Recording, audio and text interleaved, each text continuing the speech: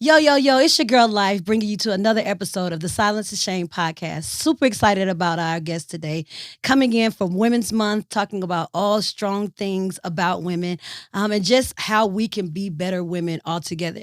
So I would like to welcome Miss Mo Ivory to the Silence is Shame podcast. Welcome, Miss Mo. How are you today? Thank you. I'm good. How are you? Super excited to be here. I always love to talk to other women about great things that you're doing in your career and how you're moving forward and how you could give some gems to other young women who are, climbing the ladder or on the ladder already, right? Sure. So Miss Mo Ivory, tell me a little bit about yourself.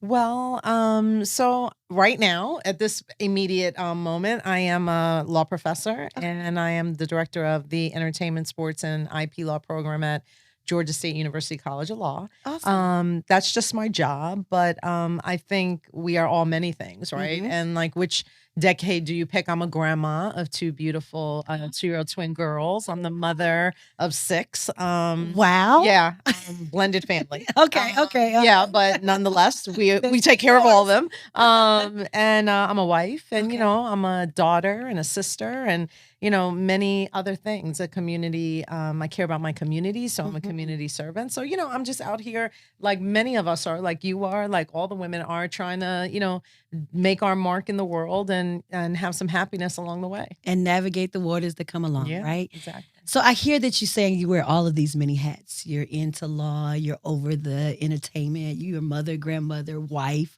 sister, daughter. How do you balance that lifestyle? How do you balance all the many hats that you wear? How do you balance the mask that you have to take on and off? Tell us a little bit of how you balance your life. Yeah, I mean, I think balance is, they throw that word out a lot, and it's always like find it, find it, find it. But you find it in different ways at different times, and then it looks different from year to year, or month to month, or even week to week. I always try one balance thing I try to do is I try to have a lighter schedule on Fridays than, it's just an example, but I try to have like a lighter schedule on Fridays than maybe any other day of the week. And I don't always achieve that every Friday, right? But right. it is a goal that I have, that I won't pack my schedule on Fridays the same way I do on other days, that I'll give back to myself a little bit. I'll give myself the opportunity to do some self-care things, go to the hairdresser, or, whatever it is, just take another extra hour of sleep, right? Or go do errands, like go to the store and buy healthy food on that day, Right. whatever it is. That's how I try to find the balance, because I think if I say the balance is going to be, I'm not doing this and I'm not doing that, and it just never works. It never right? happens, Because right? things happen, and Life. Yeah, life happens, and then you can't do one thing you were going to do, and then your whole balance goes off. Balance is going to shift for me every day. I get it. That's good. And it should shift every day, because doing the same thing over and over again is not going to get you that epitome level that you want, that you're searching for. Yeah. You mentioned many times that you have to navigate these different realms of worlds of life that you're living.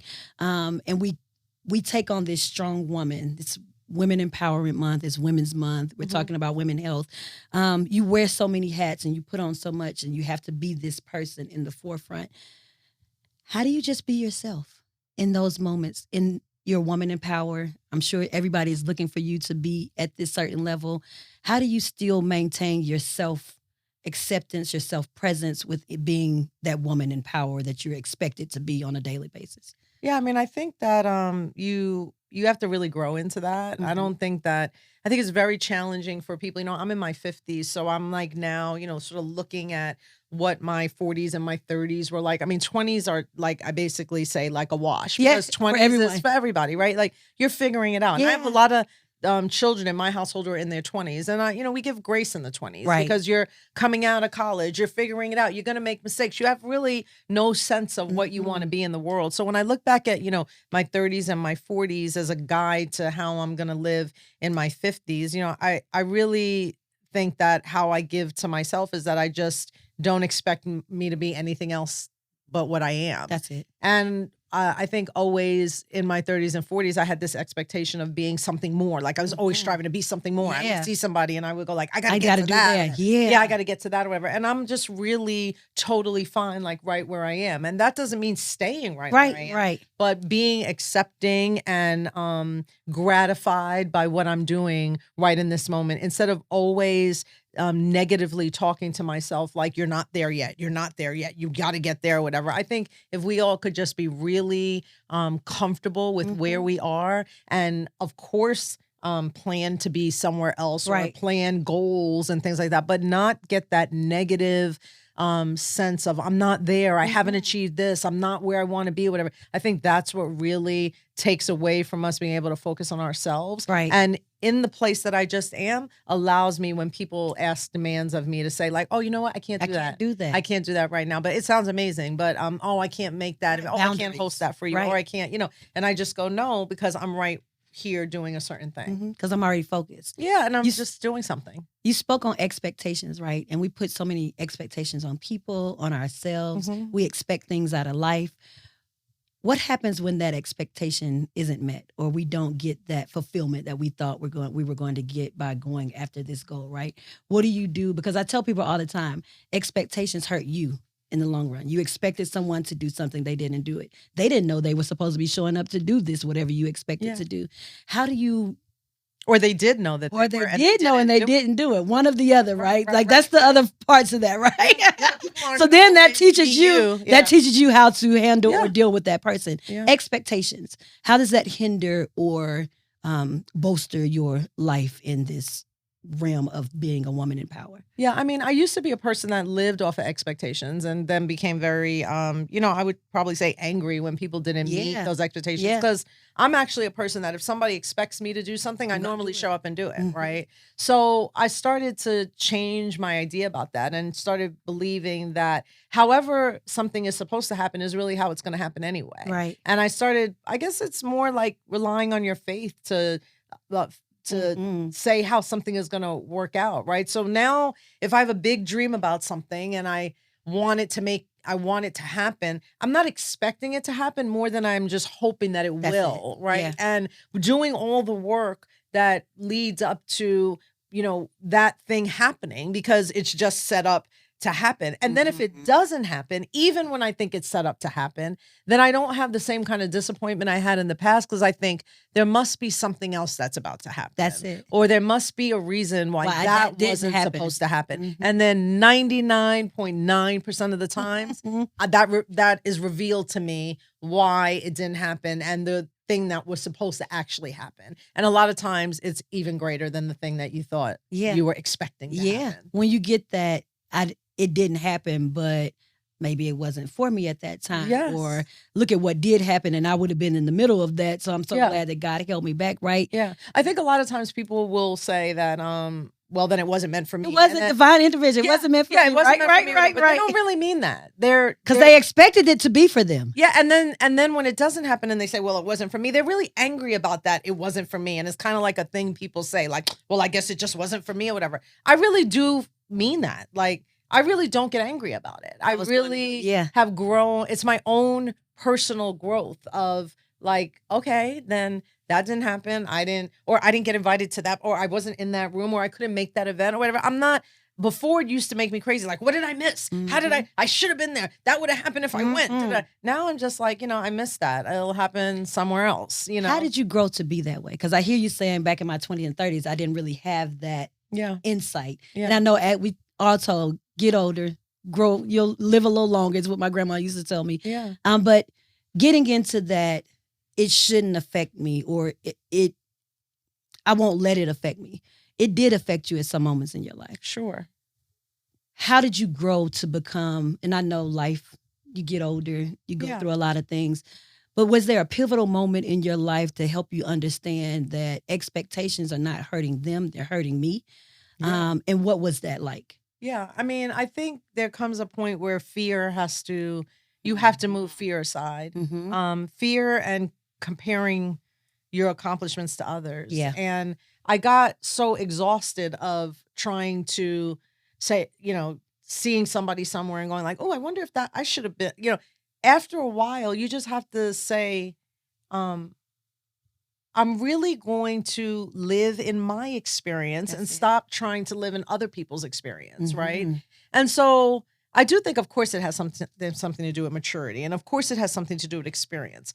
But when I started sort of speaking to the things that I really wanted, like whether that was equal pay or, any of these things, and I actually had the work to back it up, I began to be free of the fear of asking for what I wanted. And when you have the body of work to back up the things that you're asking for, a lot of times you will get them. And when I started getting them, like the very first time I said, my hourly rate is no longer this, it needs to be this. And if it doesn't work for you, then I'm not going to continue doing this work. And within an hour, they came back and said, oh, sure.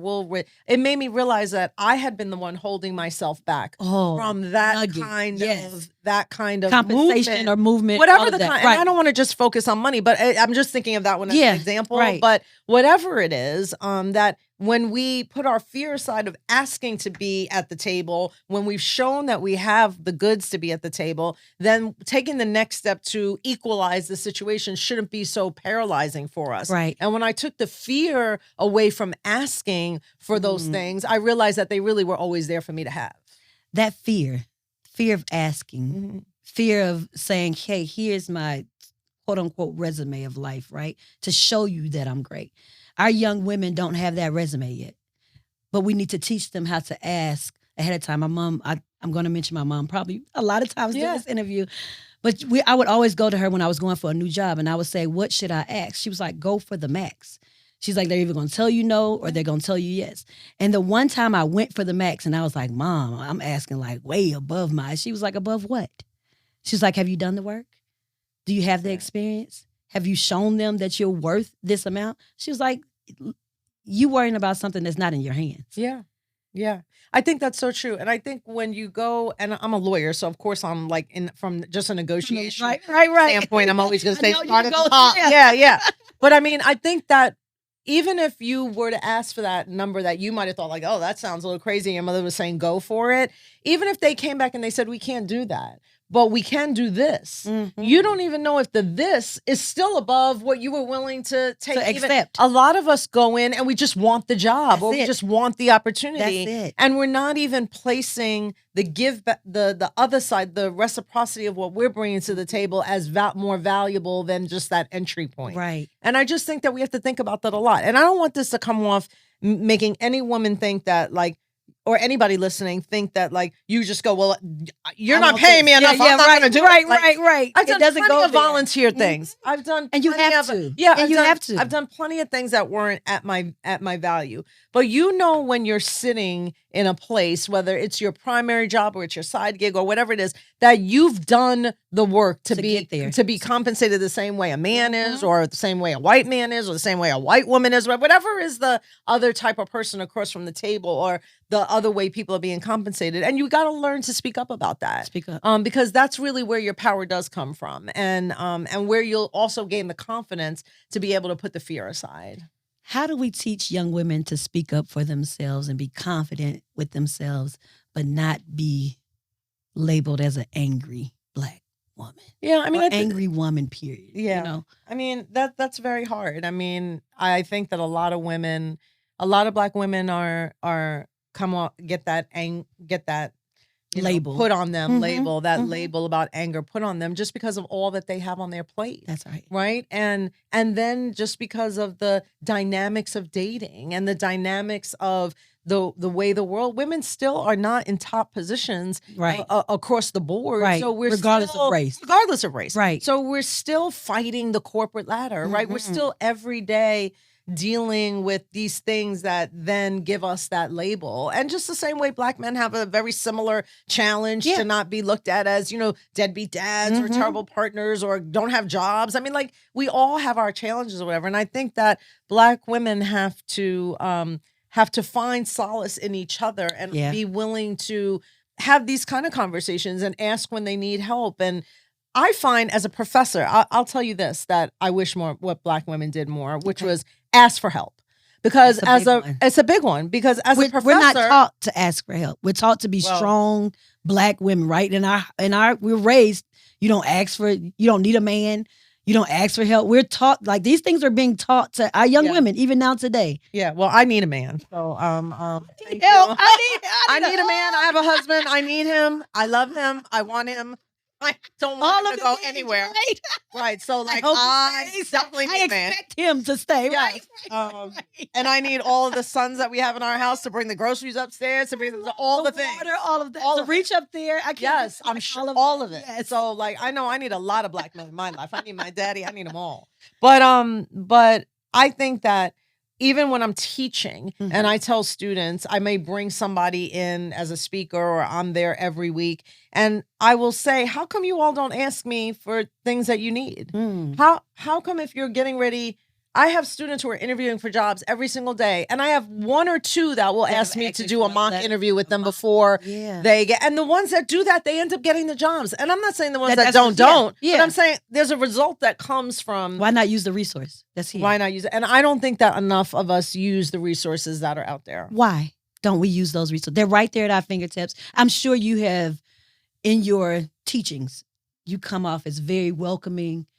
In the beginning of your semester, you're like, if you need anything, let me know. Every week outside of that, right? I say it every week. Why do you think we don't do that? I mean, I think it's a lack of confidence to come forward and be vulnerable about what you need. And help, you may feel like, oh, she may think I'm not smart enough, or she may think that the way I talk isn't, right. You have to get over those things, because if you're going to change any of that stuff, then you need somebody to point it out to you. You need a mentor. And then help you change it, right? I think women look at it as a weakness to ask another woman. There may be some weird woman stuff. There's a lot of weird woman stuff going that would make somebody not want to do that. And, whether that is judgment, like you feel judged, or you might feel like you don't measure up to come and ask. I mean, I don't know, but there's just some things that keep us from doing that, and it only hurts us. It really does. Do that. Because you learn so much from the next person. You learn so much, and we don't need to be jealous of each other, or we don't need to be envious of somebody being in a position you wish to be in. I feel like I tell my students when they say, I'm looking for an internship, or I say, well, you have resources I never had. Go find the person that has the job you want, and then let's backtrack to how to get to that place, right? Who is better to tell you how to get to where they are than the person that is in it? And all you have to do is go on. I used to have to write letters. I used to have to track the person down. I used to have to find out yellow and white pages, like the Rolodex. The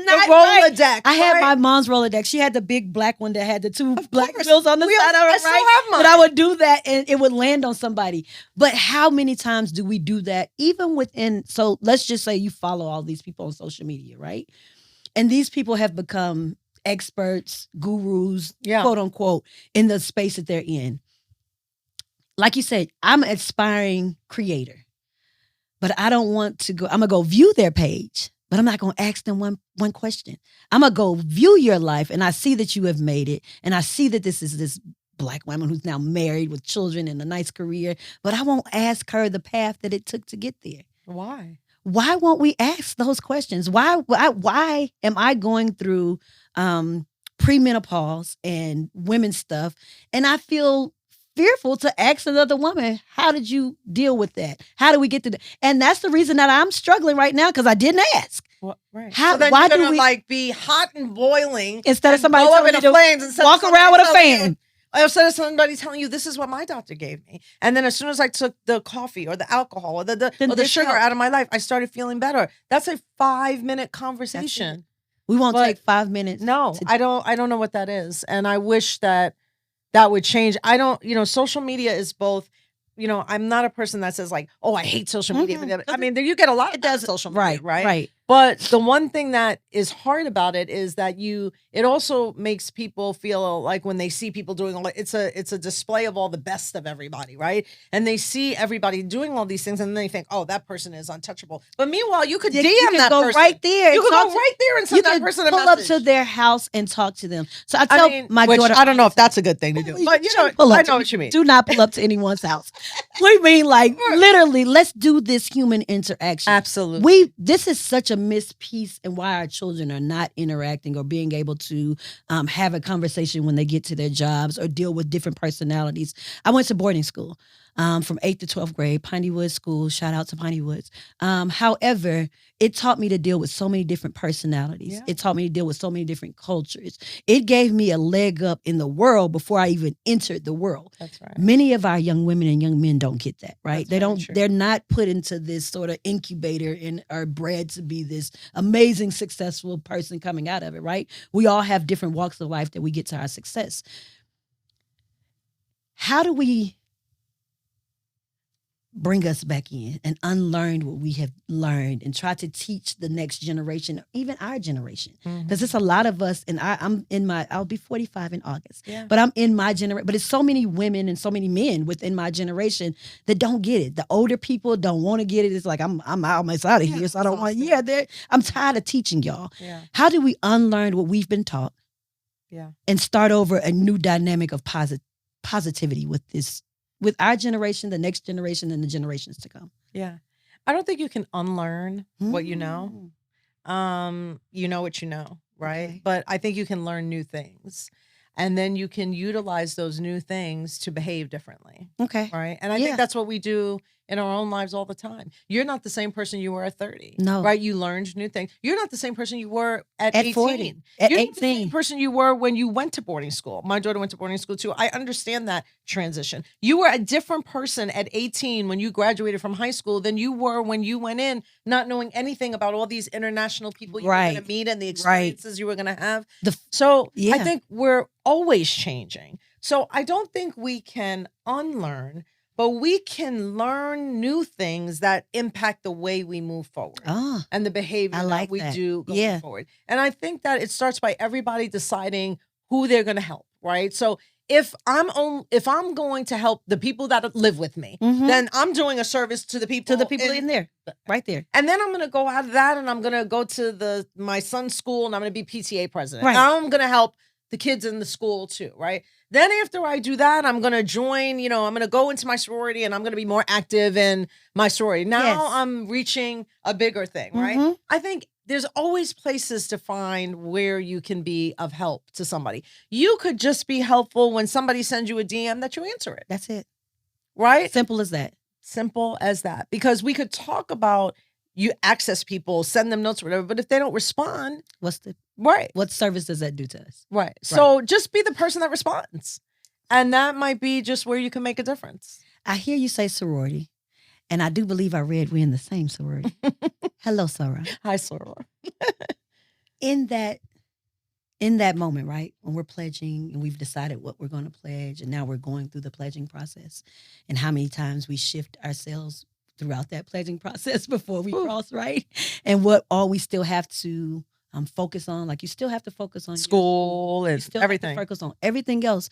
But this has taken so much of your time, right? When we allow one thing to take so much of our time, what disservice that does to everything else. But at times in our life, we have to pay attention to this one thing. Yeah. Having children. Right. A new job. A new job. Yeah. A new environment. A divorce. A new relationship status. Yeah. Because now you have to relearn who I am. I was this wife. Now I'm no longer white. Now I don't have to do that. Right. I don't have to speak like that. I don't have to dress a new marriage. A new then marriage. You get I got a new person to learn, a new environment to be in. Yeah. What's the fear for you in that newness? But what's the joy in that newness for you? Yeah, I think the newness is both the fear and the joy. Every time I just started a new class. I do this class and I started a new one. And the joy is a new one, right? Like, oh, we're about to dive into something brand new. And the fear is, I hope it's as good as the last one, right? And do you compare it to the last one though? No, because everything is different. Right. Right. And but just like you can't compare one child to the next because they're two different people, right? And right. they're gonna deliver on differently, right? Have we learned? Yeah, and I have a wide range of them to compare. But no, I don't really compare anything to the thing of the past. Okay. I think like that was that experience. And that was that. And that was that. Like, so last summer was a great summer of travel, and this summer will be a different summer of travel, right? So I don't compare things in my life. I just try to move them forward. But there's always an initial, my fear reacts in my body the same way my joy does. I get nervous and you know, and like I'm like you get the same really, like you're start sweating. I have the same exact reaction. Yeah, I'm not a big sweater, but my You same do. reaction to fear is my same reaction to joy. I love that. Yeah, and I get like ultra hyped up, like, and I'm like very nitpicky about the thing, and even if it's a happy wedding or a child, I'm nitpicking still about the same way. I'm the same way in joy and in fear, and so you know I know how to react to myself then, and so it's very manageable for me because I know exactly how I'm going to be, and I've trained or I've put the people around me that know that none what of I it need to is, produce. yeah, and it's not against you. And it has nothing to do with and not and a short comment is not an offensive one. It's just she's in that moment. She's in work moment. This is how Mo reacts to fear and joy at the same time. Just go ahead. Just give her a grace. Yeah. And so that's why. You keep speaking of keep moving. Like don't allow your feet to stay still even within whatever moment you're in. What is that? Give a little insight on what you mean by keep moving. Because a lot of people will get stuck. Yeah. In that same place of doing it over and over because it's comfortable. Yeah. Or they get stuck because of a situation. How do you teach or inspire young women, young men how to keep moving even though you feel like you're in a stuck place? Yeah. I mean, there's no stuck because stuck is actually an opportunity. Right? So stuck is like, I'll tell you exactly what happened. In my class on Wednesday night, we had an amazing class. And at the end of the class period, I have a part-time student who is getting ready to graduate from law school, but part-time students normally work during the day. Right. Okay. So they come to law school part-time and she's at the end of her part-time law school about to graduate in May. So is that twice the time? It adds an extra year. Okay. So I say to her, you know, how's it going? Balancing everything with your job. That and it's your last semester. Right. And we're on the elevator and I'm like, you only got a couple of weeks left. And she goes, well, actually I got laid off. So her job. I got laid off. And so, you know, I don't know. I have a lot of time now to finish law school. I said, no, you have time to rest. You have some time to look at what the next thing is going to be right as you're graduating from law school. That free space to like, not have to work. You have time to study for the bar, right? And right at that moment, she said... It was an aha moment for her. She said, Professor Mo, I never even looked at it like that way. Yes. I looked at it like now I'm unemployed. Another thing has happened to me in this time of the most inopportune time and didn't even count it as joy, right? Like, what an amazing time that God gave me this space to really experience this moment. Because had I not had this space, I'll be worried about where I'm working. Oh, shoot, I'll graduate tomorrow. Oh, shoot, I forgot to send out my invitations. Now you have the time to experience this pivotal moment in your life where you think it has been the most traumatizing moment in your life. That moment for you and her. I said, do you know that you are going to go home tonight and wake up and you don't have to get up for that job tomorrow after being here? It is 9:00 at night right now. We always get out of this class late. We're always talking after, like if my students want to talk to the guest speakers and all that kind of stuff. I said, you know that you're going home right now and you can like sleep in an extra hour if you want to. You have time. Do you know like you can prepare for thinking about, well, I've been working all the way through law school and now I can look at my resume and I can prepare for the law job that I want to have. Right. And look at it really take a look without having your day job in the way of it. And it just changed her whole perspective. And so I think it's like, it's all in how you want to look at something. Stuck is you making your body stuck. If your mind is not stuck, then your body won't be stuck. And so your mind is telling your body to be stuck. And your mind can tell your body. Your mind tells your body body everything. Your mind can tell your body like you are. You know what I think? You know what I think about when some opportunity, I've been fired twice in my life, both from radio jobs. Okay. And because the law is not really like a job that you would get. I mean, you could get fired from any job, but you have to be really doing something bad in the law to get fired from your job, right? Usually you move law jobs. Like I'm going to move this firm, that firm, that firm. Radio, in a minute they could say, you're not on the air anymore. And that has happened to me twice.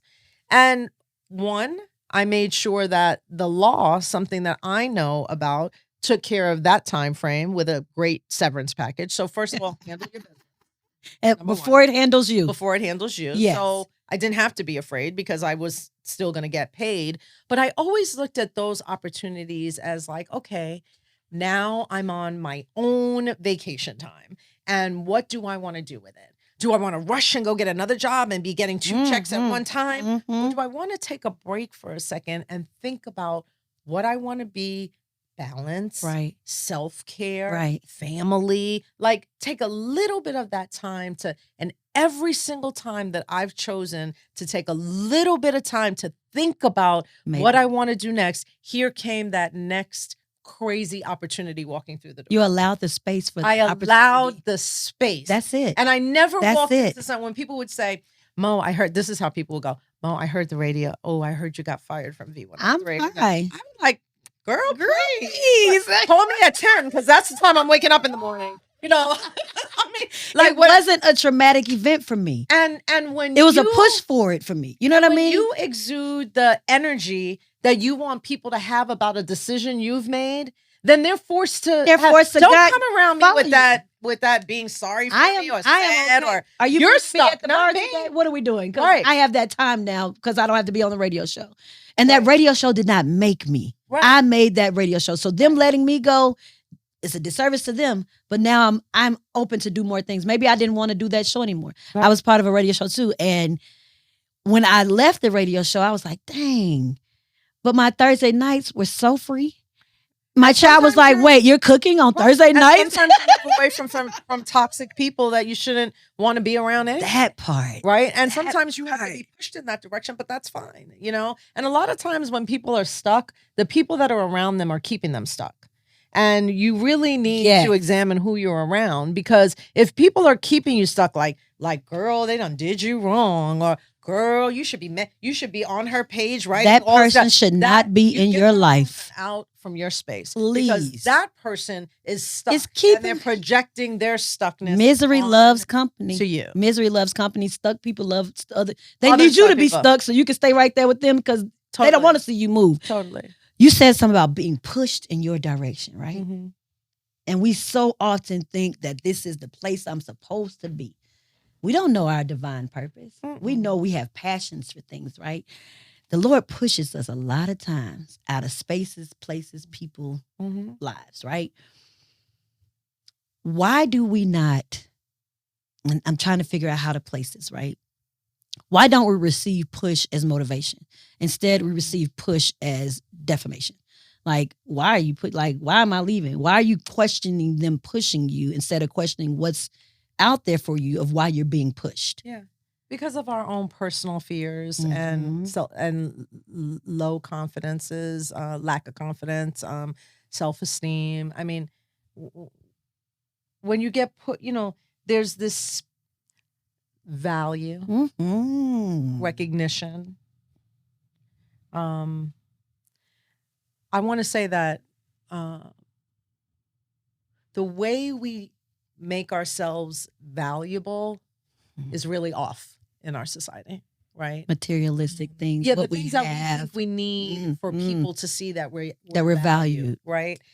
So we're constantly like, they don't want me on this job anymore, so now I don't have this title. Where's my value if I don't have this title anymore? Oh my goodness, right? That title, right? Ooh. So I'm the VP of that. Like half the times, I don't even know what those titles mean. Like, what do you do? Half the time, like, what do you don't actually do the work. But many times they may, but it's like I'm not even sure what it is, right? But a lot of people have a lot of value in titles. A lot of people have a lot of value in like labels and the way they dress and the bag they're carrying. Right. That makes me valuable.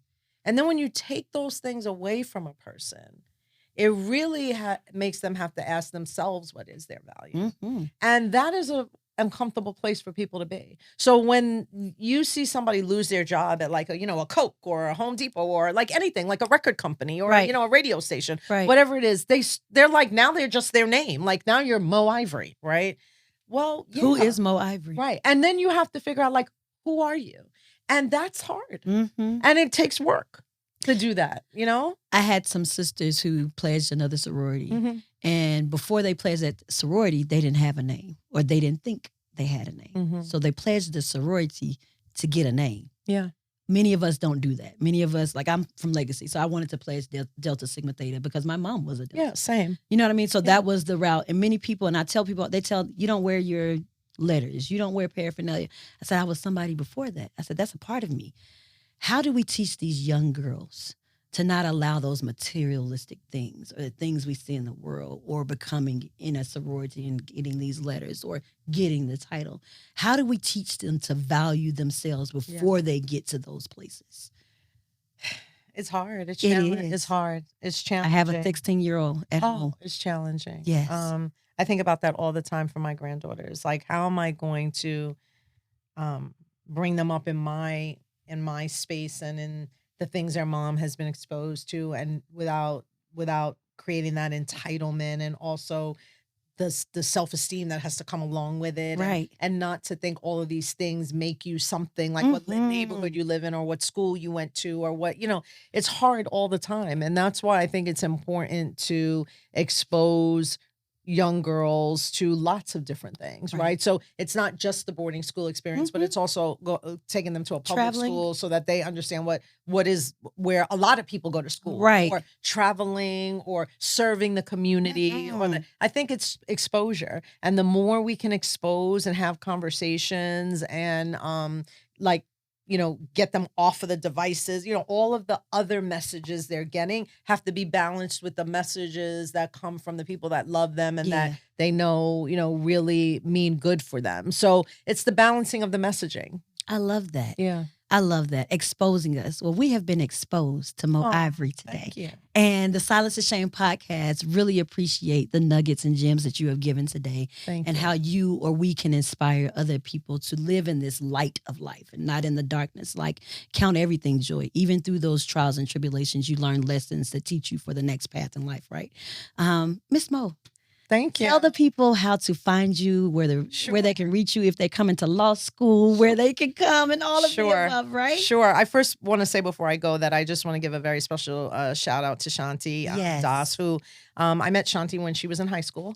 And I was an intern at Virgin Records while I was at Spelman College in my freshman year. And Shanti and I have been friends for decades. That's awesome. Yeah. And we have throughout our lives tried to support each other in that balance and been there for each other through all kinds of things, and really tried to figure out how to maneuver this industry together. And I think that relationships are so important to that. Important. And so, like, I'm here now at her podcast, which, is just amazing, because we sat together at a dinner in New York when she wanted to leave working in the music industry and start a nonprofit dedicated to mental health. So to see that all this time later, I'm sitting on her podcast is just a full circle. Full circle. So I love you, Definitely. Shanti, and thank you for all the work that you do for everybody. So I just want to say that. But I can be found mostly at Mo Ivory on every platform, on Instagram, Mo Ivory Show. And I'm always in a pink. I have this one headshot in a pink dress. You'll know that's me. And yeah, please reach out. I'm very active on social media, so you can find me there.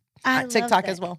Thank you so much for joining the Silence to Shame podcast. We hope that you will bless our presence again. Absolutely. Good luck to all your endeavors and moving forward. Good luck to being Good luck grandma. to you. Thank you.